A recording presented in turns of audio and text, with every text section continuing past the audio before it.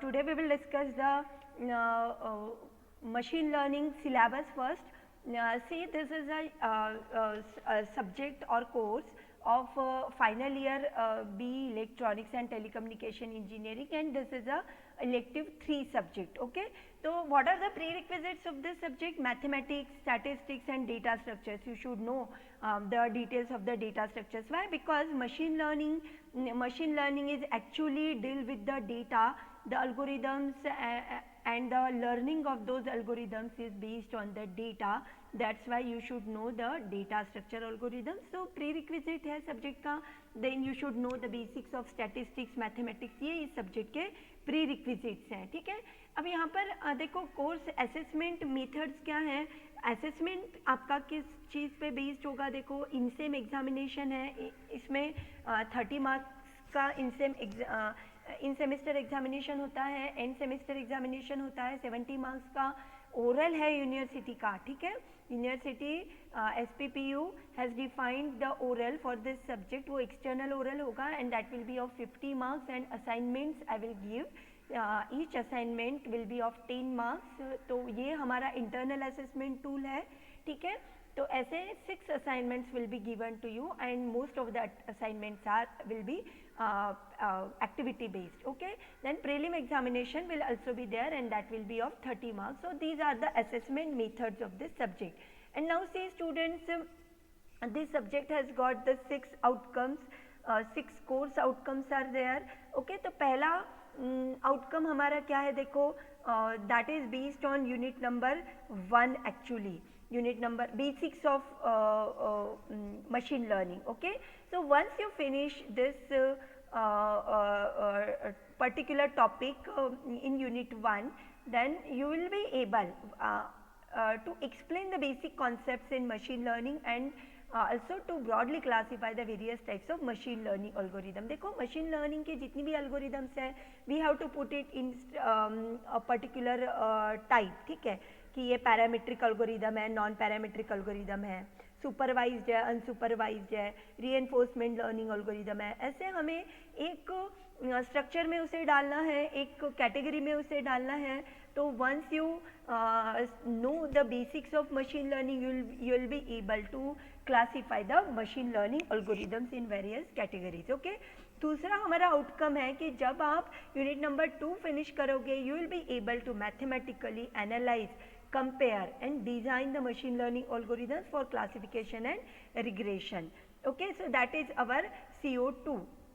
and then third outcome जो होगा हमारा क्या है कि mathematically you will be able, students will be able to mathematically analyze the effect of dimensionality reduction using principal component analysis, factor analysis, multidimensional scaling, and also you will be able to evaluate and interpret the results of the algorithm.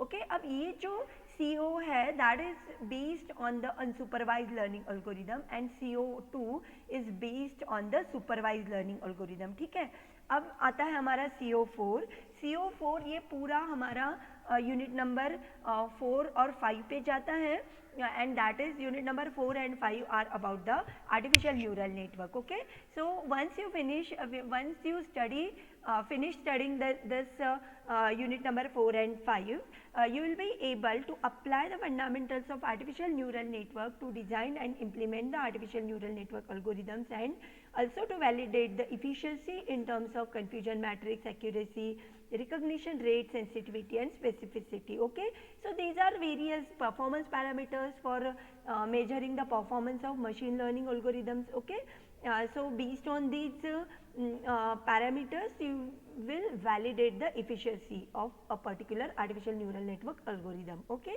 then see your CO, that is outcome 5, C409A.5.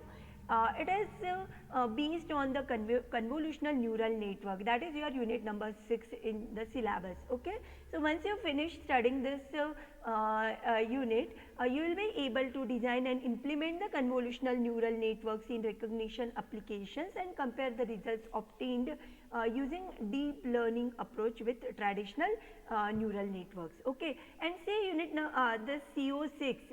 Carefully see the CO6 that is based on your all experiments. Okay, 7 to 8 experiments you will perform in this machine learning course, and based on those experiments this CO6 is framed. Once you finish this all the experiments, conduction of all experiments, you will be able to carry out the experiments as an individual and in team, comprehend and write a laboratory record and draw conclusions at a technical level. Okay, so this is about your CO, that is course outcomes. Now say students, the content of the syllabus, your unit number 1, that is purely the conceptual learning, and that is based on the basics of machine learning, wherein you will study the various types of machine learning algorithms, basic concepts in machine learning, like what is the difference between parametric and non-parametric algorithm.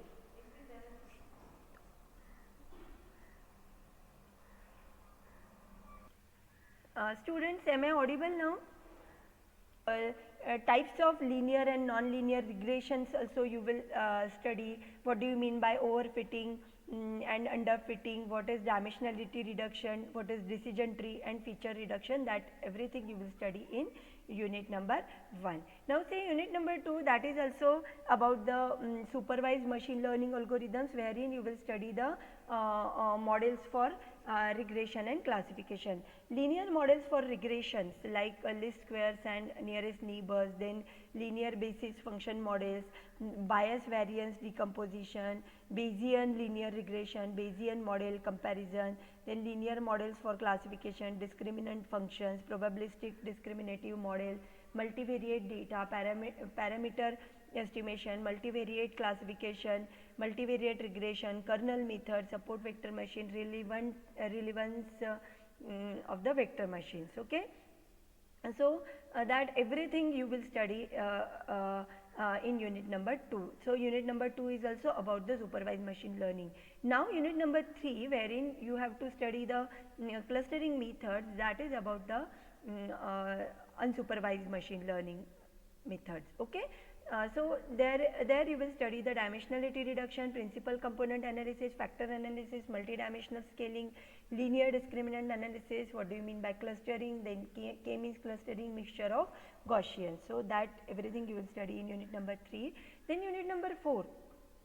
Unit number 4, it is about artificial neural network 1, wherein you have to study the biological neurons. Then basically artificial neural network, this complete topic is divided into 2 parts in this course, that is artificial neural network part 1 and part 2. Okay, so in part 1 you will study the basics, basic concepts of artificial neural network, like what do you mean by artificial neural network, then what is model, concept of bias and threshold, activation functions. These basics you will study in part 1, and in part 2 multi-layer perceptron. Then these are the algorithm. Part 2 is algorithm part of artificial neural network. Then what are the applications of multi-layer perceptron for classification, self-organizing feature map, linear vector quantization, radial basis function network, etc. And unit number 6, that is about the deep learning and convolutional neural network. We know nowadays that deep learning is playing a major role in design and development of the machine learning algorithms for the image analysis. Okay, so so in unit number 6 you will get to know about the deep learning and convolutional neural network. So that is about the content of the syllabus. Now as far as books are concerned, the textbooks which are mentioned in your syllabus is first is the Christopher Bishop, and second is Lauren Fawcett. Okay, Lauren Fawcett is about the fundamentals of neural networks, and Christopher Bishop is pattern recognition and machine learning. Okay, then references, there are so many reference book mentioned. Kelvin Murphy है, Trevor Hasty है, okay, Phil Kim है. Okay so ये जो है इसमें से इथेम एल्पेडिन, ये थोड़ी ठीक बुक है, ये बेसिक्स में जाती है, और क्रिस्टोफर बिशप, ये दोनों बुक हमारी लाइब्रेरी में अवेलेबल है, that you can issue and study. Okay, now see this is the list of experiment. पहला एक्सपेरिमेंट है simple logic network using multi layer perceptron neuron model, आप इम्प्लीमेंट कर सकते हो, and every program we will do by using the Python. Then implement a simple linear regressor with simple neuron model. Implement and test multi-layer perceptron trained with back propagation algorithm. Implement and test RBF network. Implement SOFM for character recognition. SVM है, SVM for 2 class, SVM for multiple class. Then implement and test multiple class SVM, मतलब 6 और 7 है. 8 है implement and test CNN for object recognition. ऐसे हमारे 8 ये experiments है. Okay students, तो ये this is about the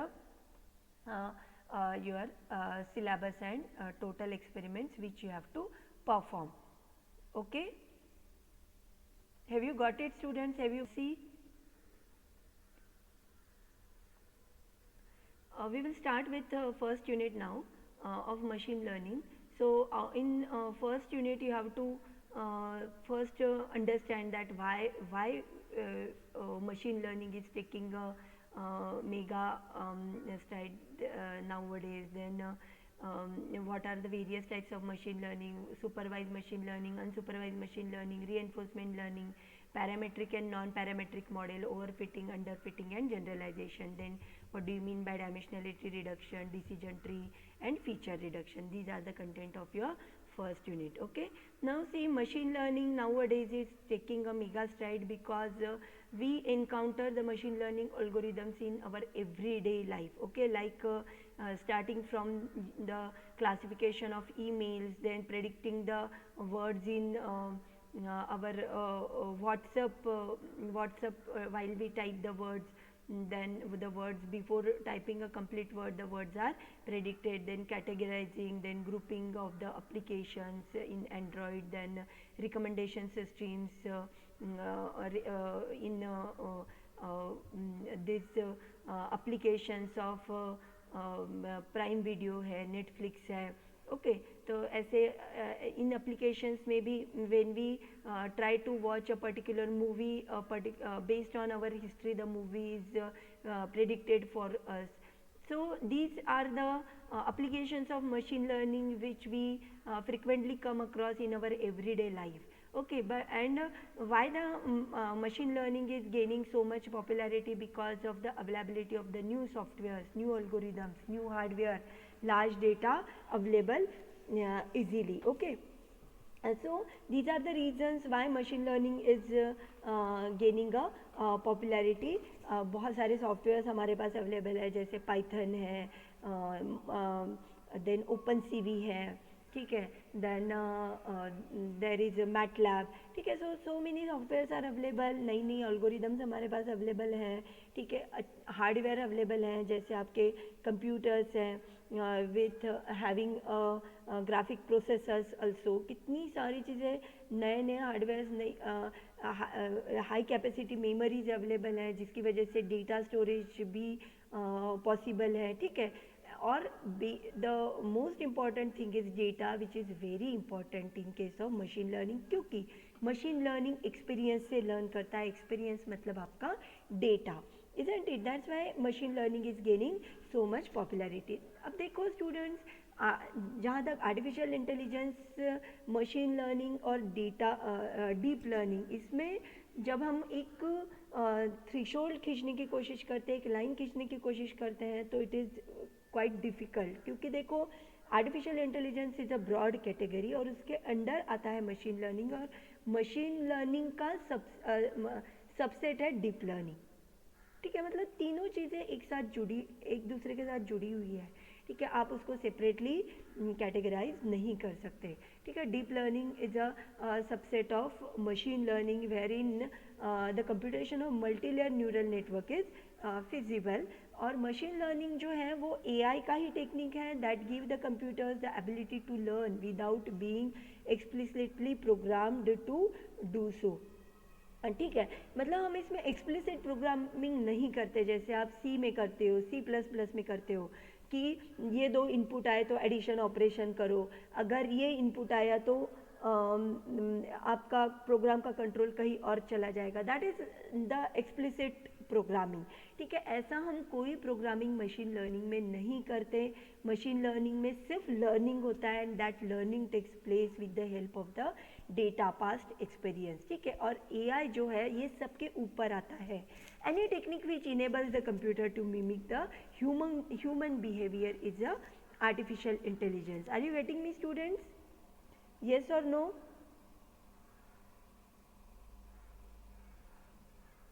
yes ma'am. हाँ, ठीक है, अब हमें ये भी देखना है कि ट्रेडिशनल जो अल्गोरिथमिक अप्रोच है जिसमें हम प्रोग्रामिंग करते हैं, सी में करते हैं, CPP में करते हैं, उसमें और मशीन लर्निंग अप्रोच में क्या डिफरेंस है। देखो, ट्रेडिशनल अल्गोरिथमिक अप्रोच में हम क्या करते हैं, एक प्रोग्राम लिखते हैं, उस प्रोग्राम को हम डेटा एज ए इनपुट देंगे और उस with the help of that data it will that the program will do some processing and you will get the output, isn't it? लेकिन मशीन लर्निंग अप्रोच एक totally different approach है जिसमें हम data तो देते ही है, data is very important in case of machine learning, without data the algorithm और system can not learn. ठीक है, तो डेटा तो इम्पॉर्टेंट है ही, लेकिन डेटा के साथ हमें आउटपुट भी देना पड़ता है सुपरवाइज मशीन लर्निंग एल्गोरिदम में, और उस डेटा और आउटपुट का यूज़ करके we come up with a model, we come up with a program, और वो प्रोग्राम फिर आप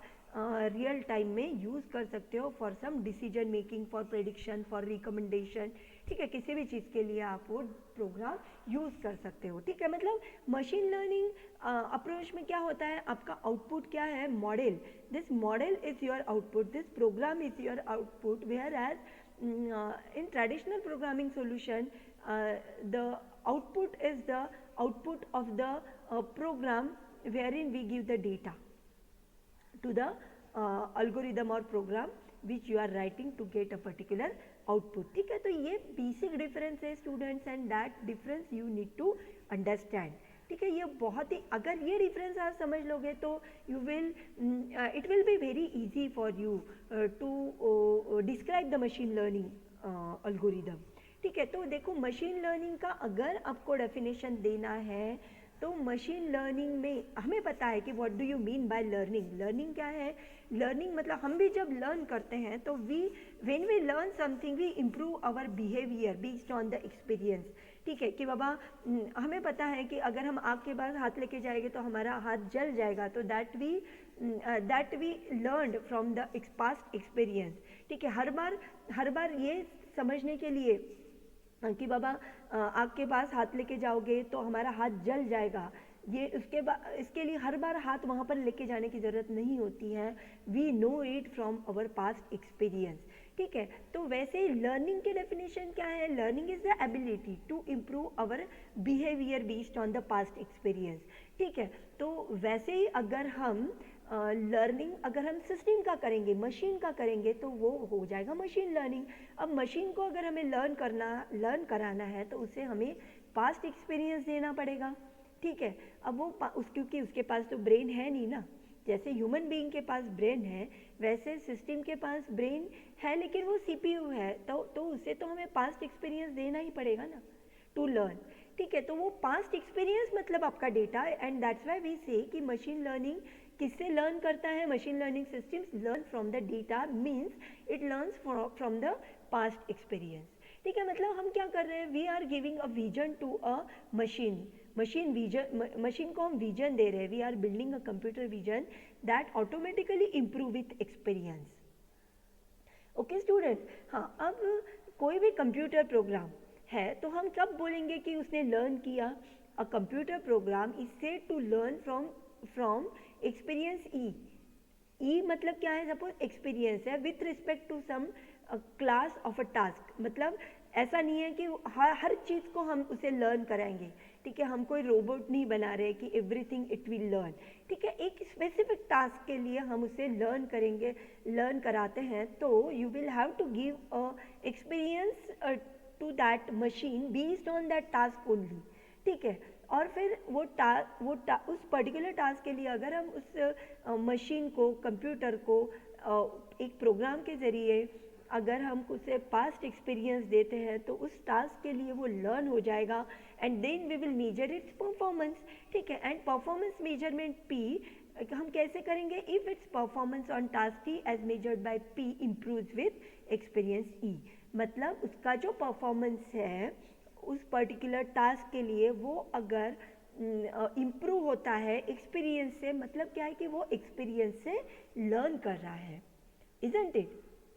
अब बेसिकली ये टास्क क्या होते हैं, प्रेडिक्शन हो सकता है, क्लासिफिकेशन हो सकता है, जैसे हमें कुछ इमेजेस क्लासीफाई करनी है, व्हीकल की इमेजेस की, particular vehicle image belongs to truck, bus, cycle, isn't it. तो ऐसा कोई भी क्लासिफिकेशन टास्क होता है, प्रेडिक्शन हो सकता है, हमें स्टॉक मार्केट के शेयर के प्राइजेस प्रेडिक्ट करने हैं, ये एक टास्क हो सकता है। तो टास्क कुछ भी हो सकता है, उस टास्क के लिए हमें अगर मशीन को लर्न कराना है तो हमें उसे पास्ट एक्सपीरियंस देना पड़ेगा, मतलब हमें पास्ट डेटा देना पड़ेगा।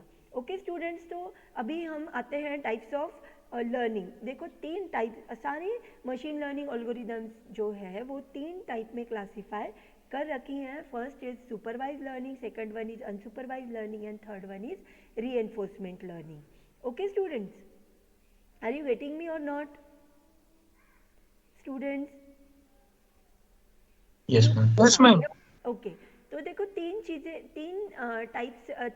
टाइप्स में मशीन लर्निंग एल्गोरिदम्स को डिवाइड कर रखा है। First one is supervise learning, second one is unsupervise learning, and third is reinforcement learning, ठीक है। तो देखो ये 3 टाइप है, 3 आप इस ट्रायंगल में आप देख सकते हो। सुपरवाइज ग्रीन कलर का आपको जो ट्रायंगल दिख रहा है उसके ऊपर क्या लिखा है वो देखो, it is based on the label data, ठीक है। मतलब सुपरवाइज लर्निंग को लर्न कराने के लिए हमें क्या देना पड़ता है, लेबल्ड डेटा देना पड़ता है, मतलब हम पहले ही उसको जैसे अंडर सुपरविजन वो लर्न करेगा, अंडर सुपरविजन, मतलब सुपरवाइज मशीन लर्निंग एल्गोरिदम को लर्न करने के लिए एक सुपरवाइजर की ज़रूरत होती है, और सुपरवाइजर मतलब आपका होता है लेबल्ड डेटा, ठीक है। मतलब सपोज मुझे एक टास्क के लिए suppose supervise machine learning algorithm use करनी है, और वो टास्क है हमारा suppose classification of a particular ultrasonography image और MRI image of a brain tumour, MRI image of a brain tumor into cancerous और नॉन कैंसरस इमेज। सपोज इस task के लिए मुझे एक डिसीजन सपोर्ट सिस्टम बनाना है, तो उसके लिए अगर मैं 100 इमेजेस उसको लर्न कराने के लिए देती हूँ, 100 इमेजेस मैं उसको अगर सिखाने के लिए देती हूँ, तो उस 100 इमेजेस के साथ मुझे सुपरवाइज करके भी डेटा देना पड़ेगा, मतलब मुझे ये भी बताना पड़ेगा कि ये 100 इमेजेस में से सपोज 50 इमेजेस कैंसरस हैं और 50 इमेजेस नॉन कैंसरस हैं, तो ये इस पर्टिकुलर ब्रेन ट्यूमर के इमेज का आउटपुट क्या है, ये भी मुझे उसे बताना पड़ेगा सीखने के लिए। तो वो लर्न करेगा कि सपोज ट्यूमर के ये कैरेक्टरिस्टिक्स है, तो ये कैंसरस हो सकता है, ये पर्टिकुलर कैरेक्टरिस्टिक्स है तो ये नॉन कैंसरस हो सकता है, तो ये खुद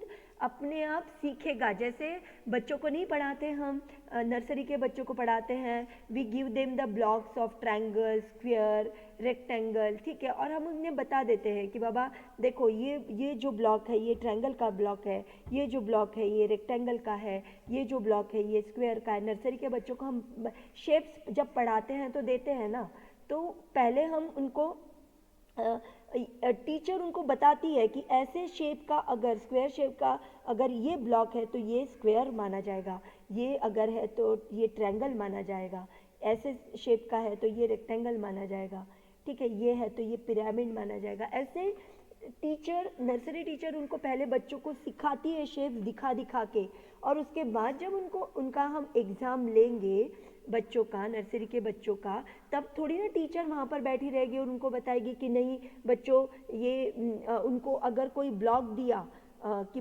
एग्ज़ाम में कि बताओ ये ब्लॉक किस कैटेगरी को बिलोंग करता है, ट्रायंगल को बिलोंग करता है या स्क्वायर शेप को बिलोंग करता है, तो टीचर फिर नहीं बताएगी क्योंकि एक बार उन्होंने पढ़ा दिया है ना। उसके बाद वो नहीं बताएगी कि बाबा ये at the time of examination नहीं बताएगी कि ये क्या है, कौन सा ब्लॉक है, ये कौन सा शेप है।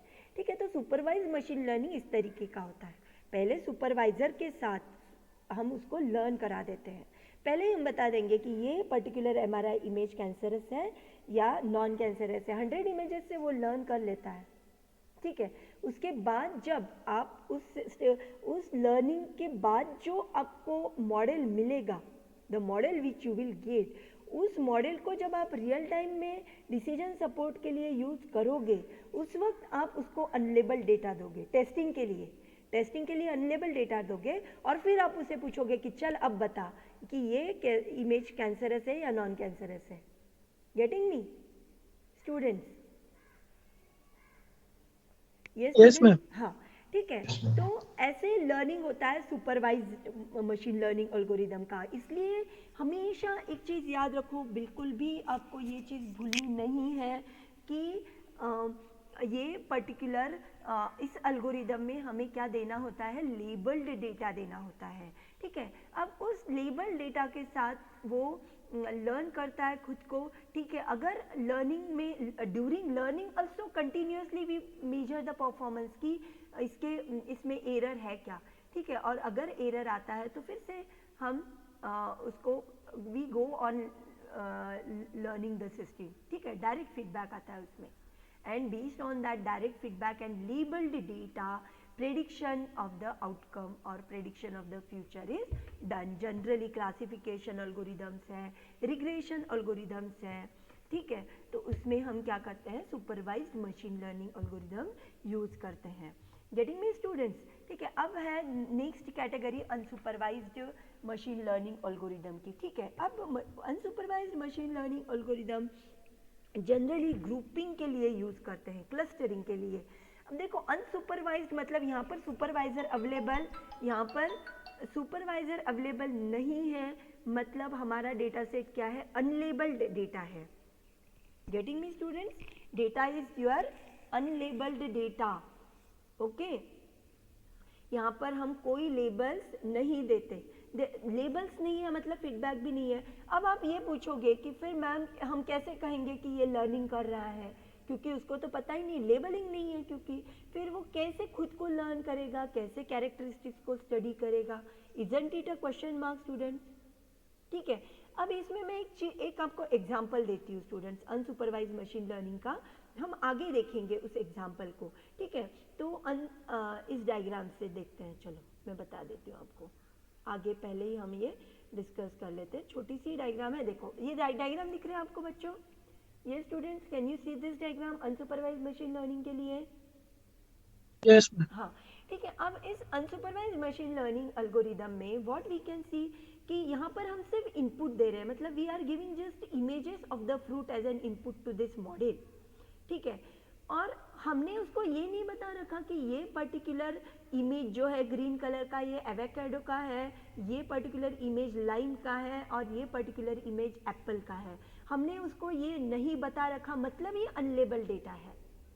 ठीक है, और सुपरवाइज मशीन लर्निंग में क्या होता है कि हम ये इमेज तो देते ही हैं और साथ के साथ हम उसको ये भी बताते हैं कि ये एप्पल का इमेज है, ये लाइम का इमेज है और ये एवोकाडो का इमेज है। हम उसको साइड बाय साइड ये भी बताते हैं, तो उससे वो लर्न करता है। ये होता है अंडर सुपरविजन लर्निंग। ठीक है, अब यहाँ पर अनसुपरवाइज लर्निंग में हम सिर्फ उसे इमेज दे रहे हैं, हम उसे ये नहीं बता रहे कि ये particular image belongs to lime category, this red color image belongs to apple category, or this particular green image belongs to the avocado category. We are not at all telling this to the system. Getting me? ठीक है, अब ये क्या करेगा, अब ये learn कैसे करेगा जब हम उसे यही नहीं बता रहे कि ये पर्टिकुलर इमेज किस कैटेगरी को बिलोंग करता है। ठीक है, तो अब बच्चों ये क्या करेगा, देखो हर चीज़ का, हर इमेज का, हर इनपुट का, हर फीचर का एक कैरेक्टरिस्टिक होता है, इसका कलर, इसका शेप, ये इसका कैरेक्टरिस्टिक है, उस कैटेगरी को वो लर्न करेगा। बच्चों को नहीं हम वो दिखाते हैं, कलर सिखाते हैं कि ये पर्टिकुलर कलर है, हर फिर उसके बाद कभी भी लाइफ में उसके साथ वो कलर जब आता है तो वो उसको रेड कैटेगरी में डाल देगा, ठीक है।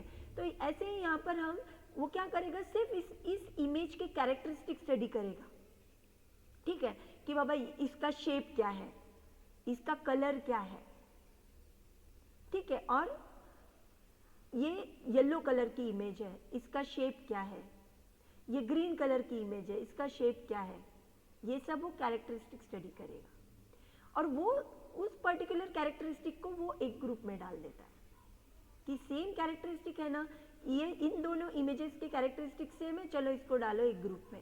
इन तीनों इमेजेस के कैरेक्टरिस्टिक सेम है, ग्रीन कलर है, शेप सेम है, चलो इसको डालो एक ग्रुप में। ये 4 इमेजेस है, ऑरेंज कलर की है, ठीक है, इनका शेप क्या है, सर्कुलर है, इनको डालो एक ग्रुप में। तो ये सिर्फ based on the characteristics it forms the clusters और group, and that is nothing but the unsupervised learning. हमने उसको ये नहीं बता रखा है कि इस ग्रुप में जो है वो एप्पल को बिलोंग करती है, हमने उसको कुछ नहीं बताया, हमने सिर्फ उसको images, we go on giving the input images just, हम उसको कुछ नहीं बता रहे हैं कि बाबा ये रेड कलर की इस पर्टिकुलर शेप की इमेज एप्पल कैटेगरी की है, नहीं। उसने क्या किया कि उस शेप को उसने लर्न कर लिया, उसके कलर को उसने लर्न कर लिया, और अभी उस शेप और उस कलर की जितनी भी इमेजेस उसके साथ आएगी वो उसी ग्रुप में उसको डालेगा, ठीक है। तो based on the characteristic of that image it is forming the clusters और groups, and that is nothing but the unsupervised learning. Students got me now? Yes Yes, ma'am. Yes, ma'am. Okay okay students, ठीक है। तो अभी हम यहाँ पर अभी stop करते हैं आज, ठीक है। तीसरी जो कैटेगरी है वो है रीइंफोर्समेंट लर्निंग। रीइंफोर्समेंट लर्निंग दोनों से एकदम अलग है, ठीक है। कंट्रोल सिस्टम आपको पता है, सबने कंट्रोल सिस्टम का ब्लॉक डायग्राम पढ़ा है, जिसमें based on the output error क्या होता है, फीडबैक आता है इनपुट में, and based on that feedback the changes in the environment और प्रोसेस टेक्स प्लेस, ठीक है, और आउटपुट एडजस्टमेंट हम करते हैं, ठीक है। तो वैसा ही रीइंफोर्समेंट लर्निंग है, जिसमें एक डिसीजन प्रोसेस है, रिवॉर्ड सिस्टम है, ठीक है, और एक एक्शन सीरीज ऑफ एक्शंस होती है, ठीक है, and based on the reward the changes in the environments are done, ठीक है। तो ये उसमें एक एनवायरमेंट भी होता है, तो उसका ब्लॉक डायग्राम जब हम पढ़ेंगे देन यू विल अंडरस्टैंड कि what do you mean by the reinforcement learning, ठीक है। रीइंफोर्समेंट लर्निंग अभी हमें डिटेल में पढ़ना नहीं है, आपके सिलेबस में वो नहीं है। We have to focus on supervised learning and unsupervised learning. Okay students, so we will stop now here for today. In tomorrow's lecture we will discuss the supervised and unsupervised machine learning algorithm in details. Okay students, so thank you all, ठीक है। अभी मैं आपका